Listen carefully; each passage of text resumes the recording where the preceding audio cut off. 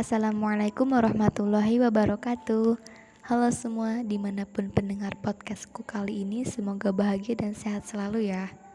Aku Dian Nur Saadah, mahasiswi UIN Sultan Maulana Hasanuddin Banten, jurusan HKI semester 4, biasa dipanggil Dia.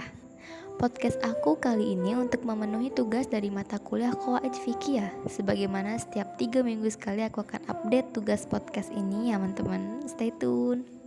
Oke, kita langsung masuk ke materi, yaitu pertama kaidah-kaidah fikih. Nah, di sini pengertian definisi kaidah fikih itu terbagi menjadi dua, secara bahasa dan secara istilah. Secara bahasa atau secara etimologis. Yang pertama yaitu kaidah. Kaidah itu atau asal katanya itu bahasa Arabnya qawaid ya, kemudian diubah ke bahasa Indonesia menjadi qaidah atau kaidah, di mana artinya yaitu adalah dasar, basis atau asas fondasi. Kemudian yang kedua itu fiqhiyah.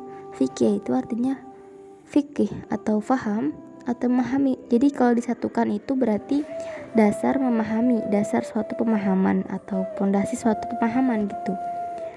Kemudian yang kedua yaitu definisi secara terminologis atau istilah. Nah, qawaid fikih merupakan kaidah-kaidah yang bersifat umum, meliputi sejumlah masalah fikih dan melaluinya dapat diketahui sejumlah masalah yang berada dalam cakupannya.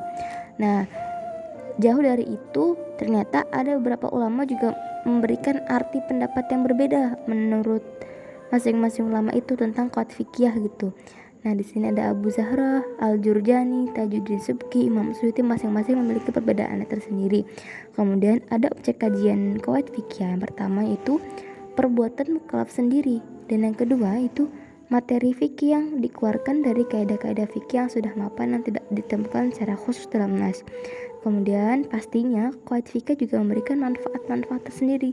Salah satunya jika aku simpulkan yaitu intinya qawaid fikih ini memberikan kepastian hukum, menyediakan panduan yang lebih praktis berdasarkan nas, kemudian memberikan kemudahan dalam menemukan hukum untuk kasus yang baru dan tidak jelas nasnya. Adapun keutamaannya juga sangat utama. Kemudian untuk lebih jelas lagi aku akan memberikan contoh dari qawaid fikih atau kaidah fikih. Di mana contoh pertama, kaidahnya berbunyi seperti ini. Segala sesuatu tergantung niatnya. Misalnya, seseorang sedang berhadas besar, kemudian ia mengguyurkan air ke seluruh tubuhnya. Maka apakah hadas besar terangkat dengan mandi tersebut atau tidak?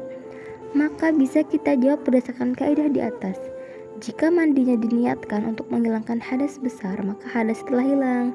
Namun jika ia tidak berniat kecuali untuk mandi sebagaimana biasanya, maka hadas tidak terangkat meskipun yang ia lakukan sama-sama mandi, namun berbeda niat, maka berbeda pula hukumnya.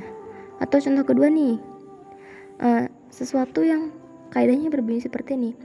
Sesuatu yang sudah diyakini adanya tidak bisa dihilangkan dengan sesuatu yang masih diragukan. Sebagai contoh, ketika seseorang sudah berwudu, kemudian ia sangat yakin dan ingat betul bahwa ia telah benar-benar wudu. Namun ketika ia mau sholat, dia sedikit ragu apakah sudah batal atau belum. Maka jawabannya bisa kita ambil dari kaidah di atas, bahwa yang keberadaannya sudah diyakini tidak bisa hilangkan dengan sesuatu yang masih diragukan. Dengan demikian, berwudu sudah diyakini keberadaannya. Sedangkan apakah sudah batal atau belum merupakan hal baru yang masih diragukan ada dan tidaknya. Maka hukum sudah wudu tidak bisa dianulir dengan keraguan-raguan akan batalnya wudu tersebut. Gitu untuk materi pertama. Lanjut ke materi kedua, yaitu perbedaan antara qawaid fikih, dhawabit fikih, dan nazariyat fikih. Yang pertama, qawaid fikih itu lebih ke suatu asas atau pondasi dalam suatu permasalahan fikih. Kemudian kalau dhawabit fikih, dia lebih ke segala perkaranya yang berimplikasi hukumnya, tapi bersimpul pada beragam bagian-bagian di dalam satu bab saja gitu. Kalau nazariyat fikih, dia lebih ke sekumpulan suatu teori, sekumpulan pandangan-pandangan untuk menafsirkan fakta ilmiah atau teori-teori hukum Islam. Jadi perbedaannya, qawaid fikih jangkauannya lebih luas dan berlaku umum dalam lebih dari satu bagian bab. Kemudian sedangkan dhawabit fikih, dia jangkauannya lebih sempit, terbatas pada satu bab hukum Islam saja. Kalau nazariyat fikih, dia lebih luas jangkauannya dibanding qawaid fikih, meliputi rumusan, pembatasan konsep, rukun, dan syarat konsep dan prinsip lainnya. Sekian dan terima kasih yang dapat saya sampaikan, kurang lebihnya seperti itu. Teman-teman bisa cari sendiri lebih banyaknya. Wassalamualaikum warahmatullahi wabarakatuh.